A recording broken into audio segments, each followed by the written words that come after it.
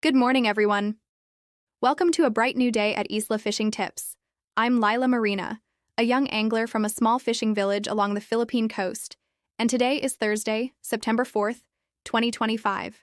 A refreshing early morning with the sun just peeking over the horizon at 5:47 a.m. Philippine time. As I record this, it's now 1:15 p.m., and the midday heat is rising. But I'm thrilled to bring you an insightful and detailed topic for all you fellow anglers. How to choose the right bait for every fish species. Have you ever wondered why some days your bait goes untouched, while on others, fish strike almost instantly? The secret lies in selecting the perfect bait, natural or artificial, tailored to the species you're targeting. In this episode, I'll provide a comprehensive guide on choosing bait for popular Philippine fish like tilapia, carp, snakehead, and catfish, including detailed steps for preparing bait, preserving it, and maximizing its effectiveness. I'll also share 4 personal stories from the Cagayan River, Lake Lanao, the Pasig River, and Lake Taal, each highlighting unique baiting experiences and lessons learned. So, grab your gear, take notes, and let's dive into the art of bait selection together. Before we begin, I want to emphasize that fishing in the Philippines, especially on its rivers and lakes, is a skill that hinges on understanding the preferences of the fish you're after. With over 7,000 islands and a vast network of waterways, from the mighty Cagayan River in Luzon, known for its diverse fish population, to the serene Lake Lanao in Mindanao with its deep, clear waters, the historic Pasig River flowing through Manila, and the volcanic Lake Taal with its unique ecosystem, each location demands a strategic approach to bait. I started as a beginner, often using the wrong bait and coming home empty-handed. But through years of trial and error with my family, local fishermen, and solo adventures, I've mastered the art of matching bait to fish. Today, I'm excited to share this knowledge with you, so keep your notepad ready. This could transform your next fishing trip. Bait selection for tilapia. Natural bait with a twist. Let's start with tilapia, one of the most common and beloved fish in Philippine waters, thriving in lakes, rivers, and even ponds. Tilapia are omnivorous, feeding on both plants and small aquatic creatures, making them versatile but picky depending on the season and location. The best natural bait for tilapia is earthworms, which mimic their natural diet of insects and small organisms. I learned this technique at the Cagayan River 2 years ago during a family outing. That day, we arrived at the riverbank just after dawn, the water glistening with the first light. My mom, an expert angler, handed me a container of freshly dug earthworms and said, "Lila, tilapia love worms. Keep them lively."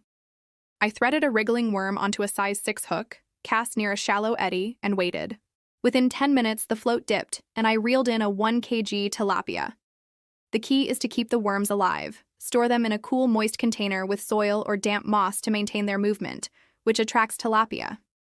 To prepare, I mix a small amount of cornmeal with water to create a sticky paste, coating the worm to enhance its scent and visibility. For preservation, keep the container in the shade and add a few drops of water every hour. The Cagayan River, especially during the dry season from December to May, is a tilapia hotspot, and early morning is when they feed most aggressively. A pro tip: add a pinch of crushed garlic to the paste. Tilapia are drawn to its strong aroma, boosting your catch rate by up to 30% based on my experience. Bait selection for carp: homemade dough balls. Next, let's talk about carp, a hardy fish found in slow-moving rivers and lakes, known for its bottom-feeding habits. Carp are attracted to sweet and starchy baits, making homemade dough balls an excellent choice. I mastered this at Lake Lanao, a pristine freshwater lake in Mindanao, a year and a half ago during a trip with my uncle. That morning, the lake was calm, with mist rising off the water as we set up near a grassy bank. Uncle taught me his secret recipe: mix 2 cups of flour, 1 cup of cornmeal, a tablespoon of sugar, and enough water to form a sticky dough. He added a handful of crushed corn kernels for texture and boiled the mixture for 10 minutes to create a firm ball. "Carp can't resist this," he said with a wink. I molded a small ball onto a size 4 hook, cast it near the bottom, and waited. After 15 minutes, the line tugged, and I landed a 2.5 kg carp. The preparation involves kneading the dough until elastic, then letting it cool before use. Warm dough falls apart too quickly. For preservation, wrap unused portions in a damp cloth and store in a cooler to prevent spoilage, especially in the Philippines' humid climate. Lake Lanao shines in spring from March to May, and late morning is ideal as carp move to feed.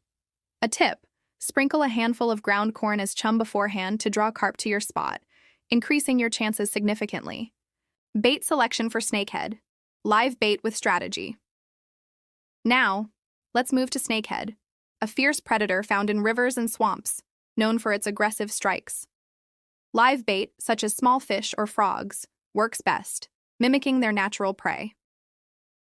I learned this technique at the Pasig River, flowing through Manila, 6 months ago during a solo adventure. That noon, the river was bustling with city life overhead, but beneath the surface, snakehead lurked. I brought a small bucket of live minnows, caught earlier from a nearby stream, and hooked one onto a size 2/0 hook with a wire leader to prevent the snakehead's sharp teeth from cutting the line. I cast near a patch of reeds, where the water was still, and waited. After 12 minutes, the water exploded as a 3 kg snakehead attacked. The fight was intense, but I reeled it in slowly, amazed at its strength.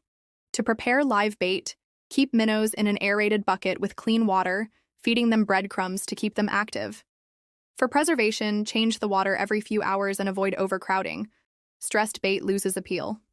The Pasig River is best in the dry season, from December to April, and midday with rising tides is prime time. A pro tip: twitch the line gently to mimic a struggling fish, triggering the snakehead's predatory instinct. Bait selection for catfish. Stinky bait for success. Finally, let's cover catfish, a bottom dweller common in muddy rivers and lakes, drawn to strong-smelling baits. A mixture of chicken liver and dough is highly effective.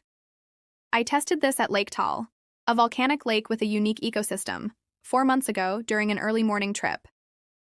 That day, I arrived at 6 a.m., the lake's surface mirror-like under the dawn sky.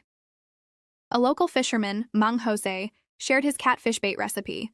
Blend 200 grams of chicken liver with 1 cup of flour, a teaspoon of garlic powder, and a splash of fish oil, then let it ferment in a sealed container for 24 hours.